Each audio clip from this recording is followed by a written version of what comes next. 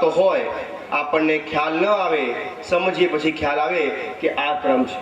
પંચરામૃતનો ક્રમ એ આપણા વૈષ્ણવના ત્યાં નથી હોતો, પણ અમારા વલ્લભ કુલના ત્યાં હોય છે. વલ્લભ કુલના ત્યાં બિરાજતા પ્રભુ આ પ્રકારનો સેવાનો જે ક્રમ હોય એ અનુસાર, નિયમ અનુસાર ક્રમ અમારા ત્યાં ચાલતા હોય છે. ગઈકાલના ક્રમની અંદર આપણે સુંદર મજાનો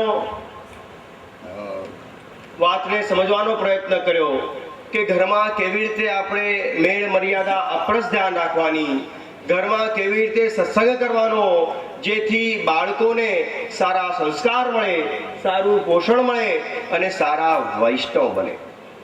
આપણે સ્કૂલ કોલેજને એમ માનીએ કે સંસ્કાર આપશે તો એ લોકો એજ્યુકેશન આપે છે, સંસ્કાર તો આપણે જ આપવાના છે.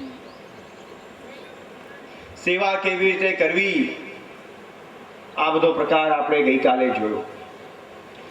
આજે નરસિંહ જન્મ છે, નરસિંહ ચતુર્દશી છે, તો વિચાર કરો કે નરસિંહ ભગવાનનું પ્રાગટ્ય કેમ થયું ને કેવી રીતે થયું. આપણે વાર્તાઓનું પણ શ્રવણ કર્યું હશે, ક્યાંક વાંચ્યું પણ હશે કે પ્રહલાદજીને પરિશ્રમ પડ્યો, ભગવાનના પરમ ભક્ત, અને એને શ્રમ પડ્યો, એને તકલીફ પડી તો સાક્ષાત પ્રભુ પ્રગટ્યા અને એમને બચાવ્યા. તમે વિચાર કરો કેમ પ્રભુને પ્રગટવું પડ્યું, કેમ પ્રભુ સ્વયં પધાર્યા. એનું રક્ષણ તો બીજા કોઈ પ્રકાર દ્વારા પણ કરી શકતા હતા, પણ કેમ પધારવું પડ્યું. પણ જ્યાં ભક્તનો પ્રશ્ન આવે, જ્યાં પ્રભુનો અનન્ય સેવકનો પ્રશ્ન આવે, ત્યાં પ્રભુ જરાક પણ ઢીલ નથી કરતા, સ્વયં સાક્ષાત પધારે છે. વસ્તુ યાદ રાખ. આપણે વાડીમાં જઈએ કે ક્યાંક જઈએ, ત્યાં સુંદર મજાનો કૂવો હોય અને એ કૂવાની અંદર કોઈ પડી જાય તો આપણે શું કરીએ? બૂમો પાડીએ, અરે બચાવો બચાવો, કોઈ પડી ગયું અંદર, અરે આ છોકરો પડી ગયો, અરે આ પડી ગયો, બચાવો બચાવો, એમ કરીને બધાને કહીએ અને એને બચાવવાનો પ્રયત્ન કરીએ. પણ આપણું પોતાનું બાળક પડી જાય, આપણું પોતાનું સ્વયં કોઈ સ્વજન પડી જાય તો આપણે શું કરીએ? બૂમો પાડીએ કે જાતે કૂદીએ? જાતે કૂદીને બચાવવાનો પ્રયત્ન કરીએ. કેમ? કેમ કે આ તો મારો સ્વજન છે, મારો બાળક છે, મારો ઘરનો છે, તો મારે એને બચાવવો પડે. એ જ પ્રકારે અહીંયા સ્વયં પ્રભુ સાક્ષાત પ્રગટ થયા કે આ તો મારો ભક્ત છે, આનું રક્ષણ તો મારે કરવું પડે. કે જ્યાં ભક્ત ભગવાનમય હોય છે, પ્રભુના સુખનો વિચાર હોય છે, જ્યાં પ્રભુના જ આશ્રયમાં દ્રઢતામાં હોય છે, એના માટે તો પ્રભુ સ્વયં પરિશ્રમ લે છે અને એને તારે છે. યાદ રાખજો.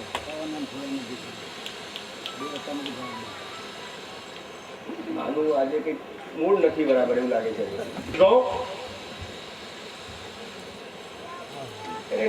આધીશ કી જય. તો કહેવાનો તાત્પર્ય છે કે જ્યાં પોતાનો વારો આવે, પોતાના સ્વજનની વાત આવે, ત્યાં પ્રભુ ઢીલ નથી કરતા, પ્રભુ સ્વયં પધારે છે. આપણે સેવા કરીએ, આપણે સ્મરણ કરીએ, આપણે સત્સંગ કરીએ, પણ આ બધું કરવા છતાં ક્યાંક આપણી અંદર ઊંડે ઊંડે એક એવો દોષ ભરેલો હોય છે જેનાથી આપણી સેવા, સ્મરણ, સત્સંગ કરેલું બધું નીકળી જાય છે. ખરેખર ઘણીવાર આપણને ખ્યાલ પણ નથી આવતો કે આટલું કરવા છતાં કેમ આવું બન્યું. પણ આપણા અંદર એવો એક દોષ જે છે, એ દોષ જે છે એના કારણે આપણી સેવા, સ્મરણ, સત્સંગ ફલીભૂત નથી થતા. અને એ દોષ કયો છે? તો એ દોષ છે મનથી, ચિત્તથી, વાણીથી ક્યાંક ને ક્યાંક સંગ દોષના કારણે આપણને અન્યાશ્રય લાગી જાય છે, માટે આપણને આ બાધક થાય છે. યાદ રાખજો. આપણા પુષ્ટિ ભક્તિ માર્ગમાં એક પ્રભુનો દ્રઢ આશ્રય રાખવો, એક અન્યતા રાખવી, એ દ્રઢતા રાખવી, એ પરમ કર્તવ્ય છે. શ્રી ગોકલેશ પ્રભુને કોઈને વિનંતી કરી વૈષ્ણવે કે જયરાજ या समय में प्रभु की कृपा प्राप्त करनी होय, प्रभु की प्रसन्नता प्राप्त करनी होय तो क्या करना चाहिए? तो साक्षात श्री गोखलेश प्रभुए आज्ञा करी कि कुछ नहीं, पाम पसार के लंबो होके सो जा और चरण पकड़ ले। कई करवानी जरूर નથી, એક વલ્લભના ચરણ પકડી લે, એનો આશ્રય રાખ, એની દ્રઢતા રાખ, તારા બધા કાર્ય સંપન્ન થશે।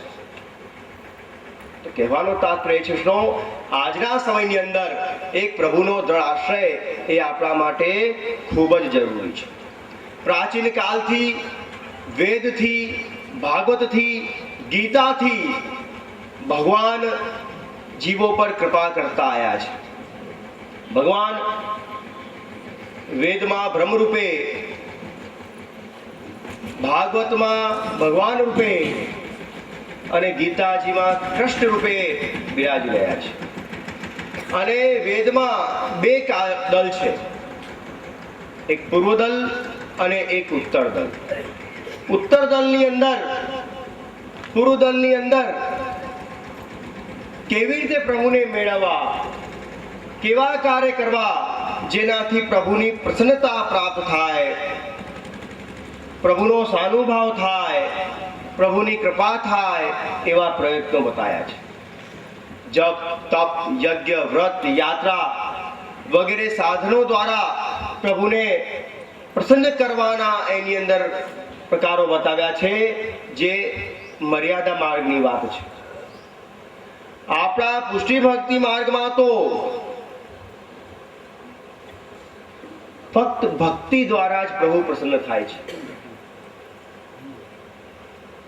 જ્યાં પ્રભુના સુખનો વિચાર હોય, જ્યાં સ્વામીના સુખનો વિચાર હોય, એ આપણું ઉત્તર દળ જે વેદમાં બતાવ્યું છે, એમાં ભક્તિ દ્વારા પ્રભુને પ્રસન્ન કરવામાં આવે છે, ભક્તિ દ્વારા પ્રભુને રીઝવવામાં આવે છે અને ભક્તિ દ્વારા પ્રભુને પ્રાપ્ત કરવામાં આવે છે, એ પ્રકાર બતાવ્યો છે। જો મર્યાદાની અંદર તો કોઈને પ્રસન્ન કરવા હોય અને કોઈનાથી કંઈ મેળવવું હોય તો આપણે એને પ્રસન્ન કરીએ। ધ્યાન આપજો, મર્યાદાની અંદર લૌકિકમાં પણ આપણે કોઈનાથી કંઈક કામ કાઢવું હોય ને, અને રાજી કરો ને કામ નીકળી જશે। શું કહીએ આપણે, આને ખુશ કરી દો ને કામ નીકળી જશે। તો મર્યાદાની અંદર તો પ્રભુને રાજી કરવામાં આવે છે કે આને રાજી કરો, આ દેવી દેવતાઓને, પ્રભુને, જેથી અમારું કાર્ય થઈ જાય। તો આ તો મર્યાદાની વાત છે। પુષ્ટિમાં તો રાજી કરવાના નથી, રાજી રાખવાના છે। પુષ્ટિમાં આપણે આપણા પ્રભુને રાજી કરતા નથી, પ્રસન્ન રાખીએ છીએ કે મારો પ્રભુ આનંદમાં રહે, પ્રસન્નતામાં રહે, સુખમાં રહે, એ જ મને જોઈએ છે। પ્રસન્ન કરવું તો કામ છે, સ્વાર્થ છે, અને પ્રસન્ન રાખવું તો સ્નેહ છે। આપણા પુષ્ટિ ભક્તો, આપણા વૈષ્ણવ પ્રસન્ન કરતા નથી, પ્રસન્ન રાખે છે। યાદ રાખજો વૈષ્ણવ। અને આપણા પુષ્ટિ ભક્તિ માર્ગમાં જ તત્ સુખનો વિચાર છે। જુઓ તમે, બીજે કોઈ માર્ગમાં ક્યાંય તત્ સુખનો વિચાર નથી। આપણો પુષ્ટિ માર્ગ જ એવો છે જ્યાં આપણે સ્વામીના સુખનો વિચાર કરીએ છીએ। જો અત્યારે ઉષ્ણકાળના દિવસો ચાલે છે તો આપણા પ્રભુના વાઘા વસ્ત્ર શૃંગાર તમે જુઓ, કેટલા સુંદર મજાના વાઘા વસ્ત્ર શૃંગાર હોય, જેમાં પ્રભુને સુખ થાય। તમે મર્યાદામાં જાઓ દર્શન કરવા, તમને એ વાઘા વસ્ત્ર ઝરીના એવા જાડા જાડા તમને વસ્ત્ર દેખાશે અને ઠાકોરજીને, ભગવાનને જોઈને તમને ગરમી ગરમી, તાપ તાપ થઈ જાય। પ્રભુ કેવી રીતે બિરાજ્યો છે, જોજો તમે, વિચાર કરજો। એ સુખનો વિચાર તો આપણા માર્ગમાં છે, આપણા પુષ્ટિ માર્ગમાં છે। જ્યાં સ્વામીના સુખનો જ વિચાર હોય એ જ પુષ્ટિ માર્ગ। યાદ રાખજો। તો કહેવાનો તાત્પર્ય છે કે જ્ઞાન માર્ગ, કર્મ માર્ગ અને ભક્તિ માર્ગ, આ ત્રણ માર્ગો છે અને આ ત્રણ માર્ગો દ્વારા જીવ ભગવાનને પ્રાપ્ત કરે છે। આપણો પૂર્ણ અને ચુસ્ત પુષ્ટિ ભક્તિ માર્ગ છે। આને એક પ્રસંગ દ્વારા સમજીએ તો કોઈ વ્યક્તિ આંબાનો છોડ વાવે અને વાવીને ખાતરનું સિંચન કરે,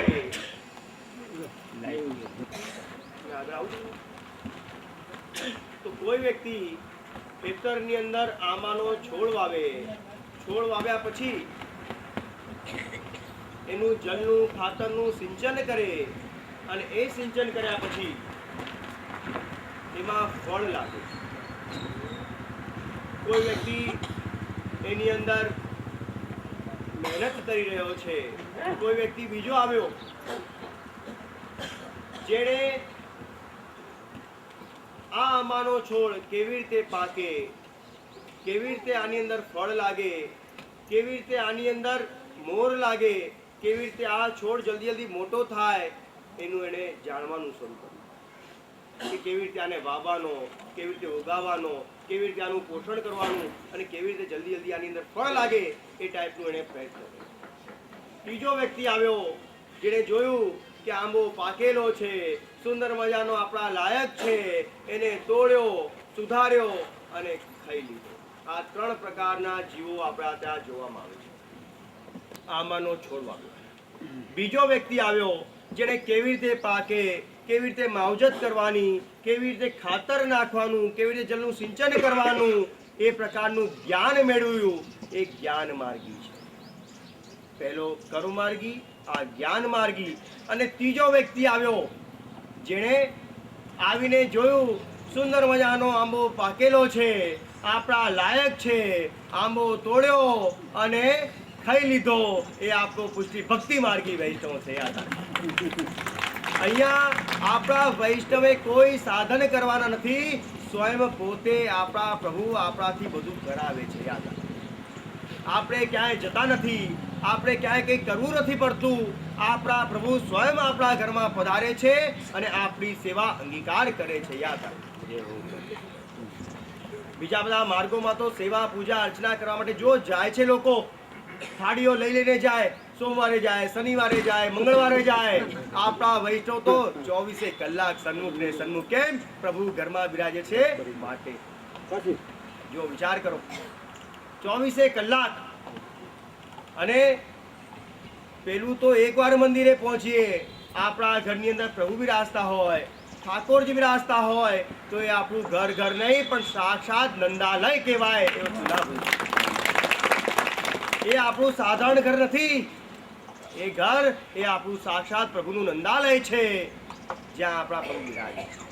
માટે પ્રભુનો એક આશ્રય રાખવો, પ્રભુની દ્રઢતા રાખવી અને એ અનુસાર આગળ જવું બહુ જરૂરી છે. જો માટલું હોય એમાં ગમે તેટલું તમે ઉપર જળ ભરો, પણ એની અંદર ક્યાંક નીચે છિદ્ર હોય, ક્યાંક નીચે કાણું હોય તો શું થાય? બધું જ પાણી નીકળી જાય. મોટો ટાંકો ભર્યો હોય છતાં પણ પાણી રહે નહીં, જળ રહે નહીં. કેમ? કેમ કે નીચે છિદ્ર છે. એમ આપણે ગમે તેટલી સેવા, સ્મરણ, સત્સંગ ઇત્યાદિ ગમે તેટલું કરીએ, પણ ક્યાંક આપણી અંદર અન્યાશ્રયનો જો દુસંગ હશે, અન્યાશ્રય રૂપી દોષ હશે, એનું જો છિદ્ર હશે, તો બધું જ કરેલું ભગવદ નામ બધું વહી જશે. તો સૌપ્રથમ તો અન્યાશ્રયના દોષથી બચવાની જરૂર છે, જે આપણા માટે ખૂબ બાધક છે. તમને વાર્તા પ્રસંગની અંદર એક પ્રસંગનું શ્રવણ કરાવું કે આપણા ત્યાં શ્રી ગુસાઈજીના એક સેવક જે ઠાકોરજીની સેવા, સ્મરણ, સત્સંગ ખૂબ સુંદર કરતા, ખૂબ પ્રભુને લાલડાવતા, પણ પ્રભુ તેમને સાનુભાવ નતા જતાવતા. ખૂબ સારી સેવા કરે, ખૂબ સારો સત્સંગ કરે, ખૂબ સારો ભગવદ નામ લે અને શ્રી ગુસાઈજીની આજ્ઞા અનુસાર સેવા કરતા, છતાં પણ ઠાકોરજી એને સાનુભાવ નતા જતાવતા. કેમ? કેમ કે એ ભગવદી વૈષ્ણવને એક બઈ, દ્રવ્યપાત્ર બઈનો સંગ હતો અને એને એમ હતું કે આજે નહીં તો કાલે જ્યારે પણ મને દ્રવ્યનો સંકોચ થશે તો આ બઈ પાસેથી લઈશ. બસ એટલી ભાવના એના મનમાં હતી.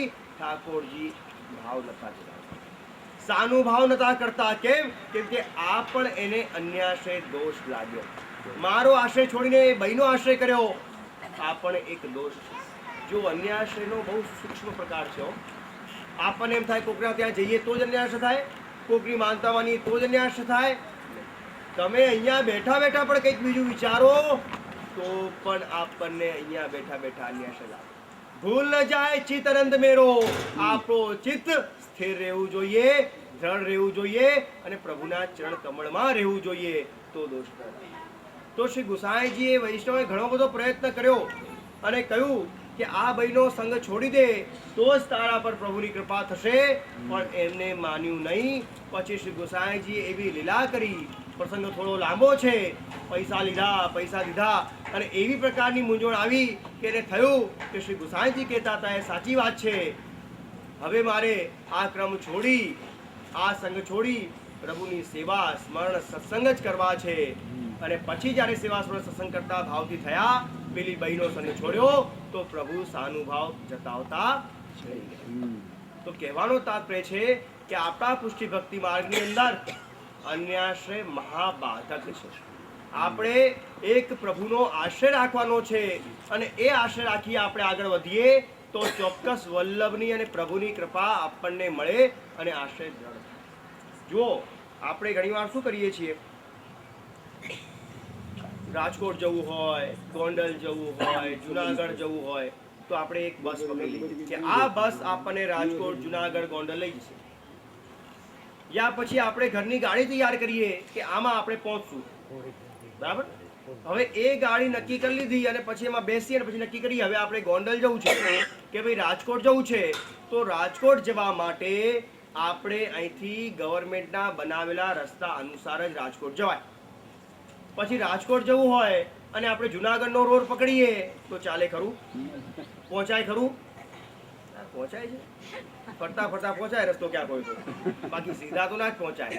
તો એ જ પ્રકારે આપણે સેવા સ્મરણ સત્સંગ ઠાકોરજીની કરીએ અને ચિત્ત ક્યાંક બીજે લગાવીએ તો કેવી રીતે પહોંચાય? વિચાર તો કરો, વિચારજો વૈષ્ણવ. આપણું સેવા સ્મરણ સત્સંગ આપણે ઘરમાં કરતા હોઈએ પણ આપણું મન ક્યાંક હોય, આપણું ચિત્ત ક્યાં હોય તો પ્રભુને ગમે ખરું? ન ગમે. પ્રભુ કે આટલા વર્ષોથી મારી સેવા કરે છે, મને લાલડાવે છે, છતાંય તું બહારનું મોહ કેમ નથી છોડતી? હજી તારું મન કેમ બહાર ભટકે છે? હું તને સર્વે સર્વા બધું દેવા તૈયાર છું. હું કોટી કંદર પ્લાવન સાક્ષાત પૂર્ણ પુરુષોત્તમ તારા ઘરમાં બિરાજી રહ્યો છું, છતાંય તારું મન બહાર કેમ જાય છે? એમ પ્રભુ કે. તો આપણું મન બહાર ન જવું જોઈએ. આપણા માથે બિરાજતા પ્રભુ, આપણી સેવા લેતા પ્રભુ, એ જ સાક્ષાત પૂર્ણ પુરુષોત્તમ છે. એણે આપણો હાથ પકડ્યો છે, એ જ આપણા ઈષ્ટ છે, એ જ આપણા સ્વામી છે, એ જ આપણો ધણી છે. એવો ભાવ રાખીએ તો પ્રભુ આપણા પર કૃપા કરે. આજે શું થાય છે કે એ સેવા સ્મરણ સત્સંગ કરવા છતાં પણ આપણું ચિત્ત ક્યાંક બીજે રહે. પેલાના ઠાકોરજી બહુ સારા છે, પેલાના સ્વરૂપો બહુ સારા છે, પેલા ઠાકોરજી તો મારા કરતા ઠાકોરજી કરતા ઉજળા છે. અરે પણ આ બધી વાત ક્યાંથી આવી? આપણો હાથ જેણે પકડ્યો, આપણા ઠાકોરજી જે ઘરમાં બિરાજે છે એ જ આપણા ઈષ્ટ છે, એ જ આપણા સ્વામી છે અને એ જ આપણી સેવા સ્વીકારે છે. યાદ આપ. પછી એટલે જ અમે વૈષ્ણવને કહીએ કે જ્યારે તમારે ઠાકોરજી સેવે કરાવવા હોય તો તમારી જે સ્વરૂપમાં આસક્તિ હોય, તમારો જે આ ભાવ હોય એ જ પ્રભુને પધરાવો. એને જ અમે સેવે કરીશું, પુષ્ટાવીશું ને તમને પધરાવીશું. કેમ? કેમ કે તમારું ચિત્ત સ્થિર રહે. તમારું મન બાશલાલમાં હોય અને અમે તમને ગોધનાજી પધરાવીએ તો તમારું મન ત્યાં જાય. માટે તમે જાતે નક્કી કરો કે મને કયા સ્વરૂપમાં ભાવ છે, કયા સ્વરૂપમાં આસક્તિ છે, અને પછી તમે સ્વયં ઠાકોરજીને પધરાવો. અમે પુષ્ટ કરીને પધરાવશું. આ આપણા ત્યાં રીત છે. ક્યાંક આસક્તિ હોય ને કોઈ સ્વરૂપ બિરાજે તો પણ મન બહાર રહે. માટે વલ્લભકુલ પોતે તમને કે તમને જે આ ભાવ હોય, જે સ્વરૂપમાં, જે લીલામાં તમારી આસક્તિ હોય એ સ્વરૂપને તમે પધરાવો, સેવે કરાવો અને પ્રભુની સેવામાં સન્મુખ થાઓ. આ તો આ તો સ્વયંવર જેવું થયું કે જે ધણી, જે પ્રભુ, જે સ્વામી આપણને પ્રિય લાગે એને ઘરમાં પધરાવીએ, એની સેવા કરીએ તો પછી આપણું મન બરાબર લાગવું જોઈએ ને. વિચાર તો કરો. લૌકિક ની અંદર મા બાપ પરણાવે, આપણે પરણી જઈએ પછી ખબર પડે મન લાગ્યું કે ના લાગ્યું. પણ અલૌકિકમાં તો આપણે જાતે પસંદ કરીને આવીએ છીએ. વિચારો, તમને ધક્કો નથી દીધો કોઈને, તમને કોઈએ ધક્કો નથી દીધો, તમને તો ઘરે આવીને સેવા નથી સોંપી. તમે સ્વયં આવ્યા છો બ્રહ્મસમન લેવા, તમે સ્વયં આવ્યા છો ઠાકોરજી સેવે કરાવ્યા, તમે સ્વયં આવ્યા છો માર્ગમાં દીક્ષિત થવા. તમને કઈ ઘર ઘરે તેડું નતું મોકલ્યું. વિચારો. તો પછી કેમ ન કરીએ? ઘણીવાર વૈષ્ણવ કે વલ્લભકુલ આજકાલ જે છે ને કે હવે આજકાલ વલ્લભકુલ તો સેવા લેવા આવે છે. આપણા ગામમાં પણ એક પ્રચલિત શબ્દ છે કે વલ્લભકુલ સેવા લેવા આવવાના છે ગામમાં. ખરેખર આ આપણો ગામનો જૂનો શબ્દ છે. વલ્લભકુલ કોઈ દિવસ સેવા નથી લેવા નથી આવતા, સેવા તો દેવા આવે છે. યાદ રાખો, વલ્લભકુલ પાસે તમારું અલૌકિક ધન પડ્યું છે, સત્સંગનું, પોષણનું, ભગવદ નામનું. તમે મેળવો વૈષ્ણવ, તમે મેળવો. આ ભૌતિક સંપત્તિ તો અમારા ચરણમાં છે વલ્લભના. ઘણીવાર વૈષ્ણવ વિચાર કરે કે વલ્લભકુલ તો સેવા લેવાની, સેવા સોંપવા આવે છે, સોંપવા. કોટી કંદર્પ લાવણ સાક્ષાત પૂર્ણ પુરુષોત્તમ તમારા ઘરમાં પધરાવા આવે છે. એનાથી મોટી સેવા શું હોય? પહેલાના સમયમાં આવતો દાન મળો કે દાતા, તો કે દાતા મોટો જેની કૃપાથી આ દાન મળ્યું. પણ સુરત વાળા શ્રી ગોવિંદ પ્રભુના વચનામૃતમાં આવે છે કે દાન મળો કે દાતા, તો આજના સમયની અંદર દાન પણ છે, દાતા સ્વરૂપ વલ્લભ છે, દાન સ્વરૂપ ઠાકોરજી છે, પણ લેતા સ્વરૂપ વૈષ્ણવ મળતો નથી. દાન પણ છે, દાતા બી છે, પણ લેતા નથી. માટે આજે દાન પણ મોટું નથી, દાતા પણ મોટા નથી, લેતા મોટા કહેવાય આજે કે લો છો. બોલો વિચારો. તો કહેવાનો તાત્પર્ય એ છે કે હંમેશા દેવામાં કરકસર કરીએ, લેવામાં તો ન કરો. ચાલો, તમારથી કોઈ માંગે તો તમે કરકસર કરો. તમને તો દઈ રહ્યા છીએ, તો દેવામાં કેમ કસર કરી રહ્યા? દેવામાં તો છૂટા મનથી લો. તો કહેવાનો તાત્પર્ય એ છે કે આપણા ઘરમાં બિરાજતા પ્રભુ, આપણા ઘરમાં બિરાજતા સ્વામી, એ જ આપણા સર્વે સર્વા છે, એ જ આપણા ધણી છે, એ જ આપણો સ્વામી છે. એવા ભાવથી જો આપણે સેવા સ્મરણ સત્સંગ કરીએ, ચિત્તને સ્થિર રાખીએ, તો કોઈ દિવસ આપણને બાધક નહીં. આપણે લગ્ન થયા હોય, આપણા 5, 15, 25 વર્ષ થાય, અને 5, 15, 25 વર્ષ થયા પછી આપણી વહુ હોય એ આપણને કે જ્યારે તમારી જોડે નક્કી થવાનું હતું ત્યારે 3 માંગા આવ્યા હતા. કેટલા? 3. પણ મારા બાપુજીને ખબર નહીં શું ઉપડ્યું કે તમારી જોડે પરણાવી. પેલો રાજકોટ વાળો ખરેખર સારો હતો, મારું એકવાર મન ગયું હતું ત્યાં, પણ ખબર નહીં બાપુજીને શું ઉપડ્યું કે તમારી જોડે જ મને પરણાવી. આવું આપણને કોઈ કે અને એમ કે ખરેખર એ વખતે ભૂલ ન કરી હોત, અગર રાજકોટ વાળા જોડે કે જુનાગઢ વાળા જોડે પરણી હોત ને, તો આજે હું સુખી થઈ ગઈ હોત. 15 વર્ષે 25 વર્ષે વહુ જો આપણને આવું કે, તો આપણો મૂળ વિખાઈ જાય કે ના વિખાય? સાચું કેજો. આ 25 વર્ષ તને સાચવી, તને પ્રેમ કર્યો, આ ઘરને સરસ મજાનું ગોઠવ્યું, અને 25 વર્ષે તું વળી આવું કે, તો પાણી ફરી જાય કે ન ફરી જાય? બોલ સાચું કહો. તમે કહેતા નહીં કોઈને આવું. તો બાબાએ કહ્યું તું, મેં કહ્યું તું, કરતા નહીં. જોજો, આવું બોલાય નહીં, આવું સમજાય. સાચી વાત પડી. આ સાચી વાત નીકળી કે આવું બોલાય નહીં, આવું સમજાય. એ 5, 15, 25 વર્ષે એ આપણી વહુ કે ખરેખર 3 માંગા હતા, એમાં બાપુજી ઉતાવળ કરી દીધી. જો જુનાગઢ વાળા જોડે કે રાજકોટ વાળા જોડે ભણાવી દીધી હોત, તો મારું તો કામ થઈ જાત. આજે તો ખરેખર હું મૂંઝાઈ ગઈ છું. તો એ આપણા ધણીનો મૂળ વિખાઈ જાય, એ ડિસ્ટર્બ થઈ જાય કે આટલા વખતથી તાને હું આટલો પ્રેમ કરું છું, આટલો સાચવું છું, અને તું હવે આવું કહી રહી છે. એ જ પ્રકારે આપણા ઘરમાં બિરાજતા સેવે પ્રભુ, જે આજે વર્ષોથી આપણી સેવા લઈ રહ્યા છે, સ્વીકારી રહ્યા છે, આપણને સુખ આપી રહ્યા છે, અને આપણે કહીએ મને તો પેલા ધણીમાં ભાવ છે, પેલા પ્રભુ મને સારા લાગે છે, તો પ્રભુને ખોટું લાગે કે ના લાગે? વિચાર તો કરો. ના લાગે? લાગે કે ના લાગે? હાથ તો પાડો કે જે ખોટું લાગે. લૌકિક ધણીને પણ ખોટું લાગે કે હું છું છતાંય તું બીજાને ક્યાં યાદ કરે છે? તો પછી આપણા પ્રભુને ખોટું લાગે કે ન લાગે કે તારી સેવા લઉં છું, તને આટલો ભાવ ભક્તિનું મેં દાન કર્યું, તને આટલી દ્રઢ કરી, તને આટલી સ્થિર કરી, છતાંય તારું મન હજી બહાર જાય છે કે પેલું સ્વરૂપ સારું હતું? તો કહેવાનો તાત્પર્ય છે કે આપણા ત્યાં બિરાજતા પ્રભુ, આપણા ઘરમાં બિરાજતા ઠાકોરજી, એ જ આપણા સ્વામી છે, એ જ આપણા ઈષ્ટ છે. એની સેવામાં સન્મુખ થઈએ, એને લાલ લડાવીએ, તો આપણા બધા જ કાર્યો સંપન્ન થાય. એક દ્રઢતાપૂર્વક, એક નિષ્ઠાપૂર્વક, અને જો સેવા કરતા કરતા હંમેશા યાદ રાખજો, આજે સેવા કરતા કરતા પણ ક્યાંક ઊંડે ઊંડે આપણને આપણા સ્વરૂપમાં એક ક્રિયારત થઈને સેવા કરીએ છીએ. ક્યાંય આપણને એમ નથી થતું કે આ સ્વરૂપ પ્રગટ બિરાજે છે. આપણા ઘરમાં બિરાજતા પ્રભુ સાક્ષાત આપણા ઘરમાં બિરાજે છે, પ્રગટ બિરાજે છે. એવી ભાવનાથી સેવા કરીએ તો પ્રભુ આપણી સેવા સ્વીકારે. યાદ રાખજો. આ તો વલ્લભકુલે કહ્યું સેવા કરવી જોઈએ એટલે કરો. આ તો પેલા બાપા કહી ગયા કે આપણે તો વળી સેવા કરવી જોઈએ એટલે કે કરો, એવી રીતે સેવા થાય નહીં. આપણા મનથી, આપણા ભાવથી, આપણા ચિત્તથી સમજીને જો આપણે સન્મુખ થઈએ તો જ સેવા થાય. અને આ જે પ્રભુ આપણા ઘરમાં બિરાજે છે એ સાક્ષાત બિરાજે છે એવી ભાવના રાખો તો પ્રભુ આપણી સેવા સ્વીકારે. એક વ્યક્તિ હતો જેણે ઘરમાં ગણેશજીની મૂર્તિ પધરાવી અને સેવા કરતો થયો. સ્વાભાવિક છે કે આજના સમયની અંદર બધા જ લોકો કંઈક ને કંઈક મનોરથ, કંઈક ને કંઈક ને ભાવ, કંઈક ને કંઈક કામના પૂર્તિ માટે સેવા પૂજા અર્ચના કરતા હોય. જો તમે આપો એક પુષ્ટિ ભક્તિ માર્ગ જ એવો છે જે નિસ્વાર્થ ગોપીજનોનો માર્ગ છે, જ્યાં નિસ્વાર્થ ભક્તિ છે. બાકી બધી જગ્યાએ કાંઈક ને કાંઈક સ્વાર્થ લાગેલો છે.